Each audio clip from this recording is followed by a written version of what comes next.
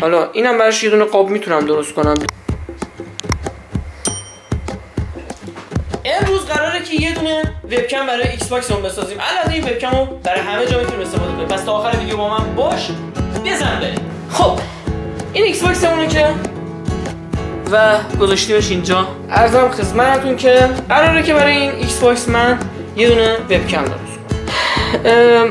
یه لپتاپ شکسته داشتم برند MSI که اگه دقت بکنید تمام قاب و ماب و همه چیز شکسته بود.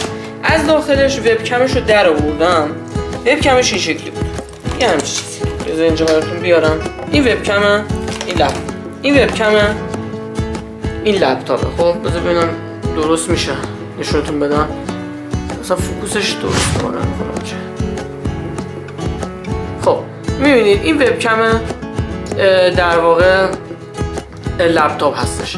وبکم از چند قسمت تشکیل میشه. وبکم دوستان یه دونه لنز هستش، یه دونه سنسور ایمیج هستش که در واقع بهش سیماوس هم میگن.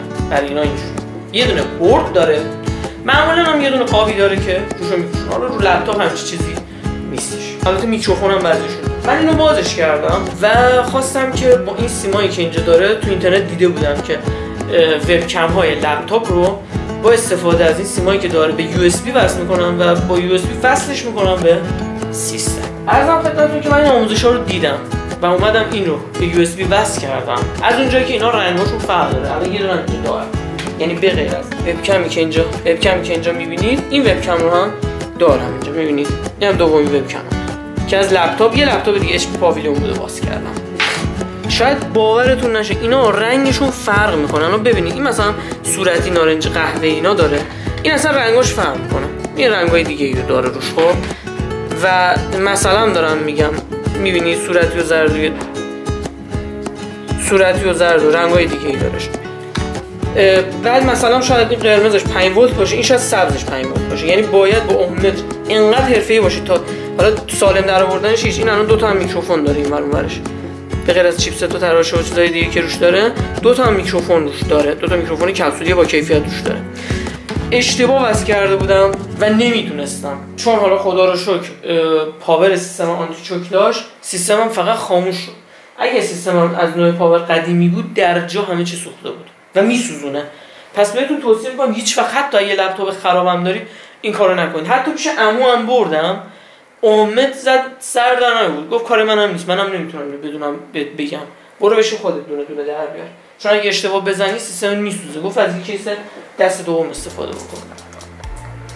من اینجا یه بورد دیگه دارم، نگاه کنید این بوردو، ببینید این بوردو میبینید.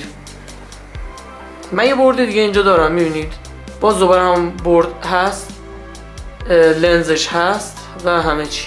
البته این لنز برای تنظیم فاصله کانی تغییر حالت داره. لنزشو میبینید،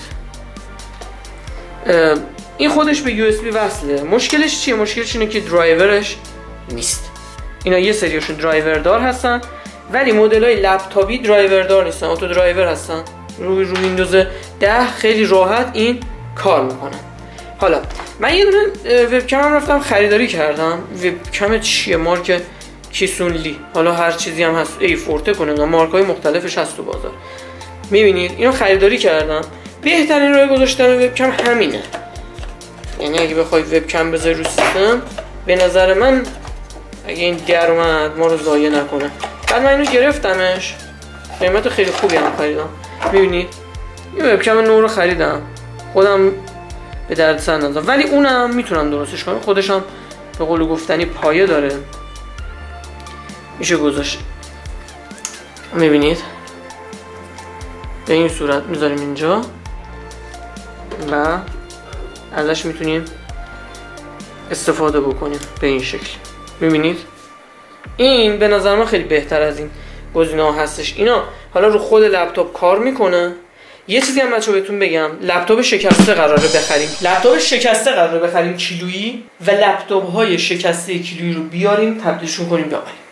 بیاریم تبدیل کنیم به هندهل. حتما ویدیوهای بعدی منو داشته باش. اگه تا الان ساب نکردی حتما ساب کنید تا از ویدیوهای بعدی ما عقب نمونید. و نکته بعدی که میخوام بهتون میگم، توی قسمت بعدی هم حالا اینم براش یه دونه قاب میتونم درست کنم. درایورش رو باید پیدا کنم، هنوز پیدا نکردم. کلی آل درایور زدم نتونستم پیداش بکنم. اگه مدل قدیمی وب کم رو دارین بفرستم اینو درایورش رو بدید، من اینو براش یه دونه قاب درست کنم مثل این لوله پی وی سی، حالا بزرگترش رو میتونم پیدا کنم، اینو بذارم داخل اون و LED هم دارم، از اون LED هم بذارم توشو، به قول گفتنی یه چیز تر و تمیز از توش در بیاد بتونم استفاده کنم. البته اینم بتونم مانیتور لپتاپ های شکستم قابل استفاده هستش، میتونید به استفاده از یه سری تبدیلایی هستن که این فیشا بهش وصل میشه و مانیتور لپتاپ میتونید تبدیل به مانیتور معمولی کنید. ولی نزدیک فکر کنم الان یه حدود 700 تومن الان هزینه‌اش میشه، قبلا 500 تومن بود، الان دیگه گرونی‌ها تقریبا 700 تومانی برامون هزینه میندازه درست کردنش. خیلی خوشحالم که تا اینجا ویدیو رو نگاه کردید. اگه نظر، پیشنهاد، انتقاد چیزی دارید حتما بگید. عذر میخوام ازتون یکم ویدیو درست میکنم، واقعا مشغله ها زیاده، کارمند هستم، همین مقدارش هم واقعا غیرت میکنم درست میکنم. الانم سرما خوردم، حالم اصلا خوب نیست، ولی به عشق شما نمیتونم متحول کنم و براتون ویدیو درست میکنم.